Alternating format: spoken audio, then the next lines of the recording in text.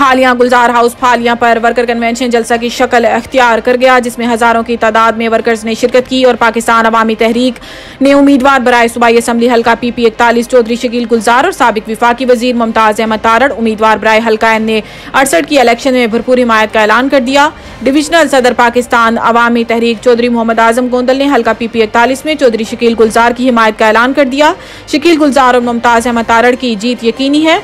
दोनों सियासतदानों का एक प्लेटफॉर्म पर होना कामयाबी की पहली सीढ़ी है। अवामी रिमार्क्स वर्कर कन्वेंशन में उम्मीदवार बराए सूबाई असम्बली हल्का PP 41 चौधरी शकील गुलजार ने अपने बयान में कहा है कि NA 68 में हमारा सारा वोट बैंक मुमताज अहमद तारड़ की हिमायत करेगा और हल्का PP 41 में जितना वोट बैंक मुमताज तारड़ का है वो हमारी हिमायत करेगा। मुमताज अहमद तारड़ ने उम्मीदवार बराए सूबाई असम्बली हल्का PP 41 के बयान की तायीद की और इनके बयान पर आमीन कहा। वर्कर कन्वेंशन गुलजार हाउस फालिया में सियासी समाजी हजरात की कसीर तादाद मौजूद थी।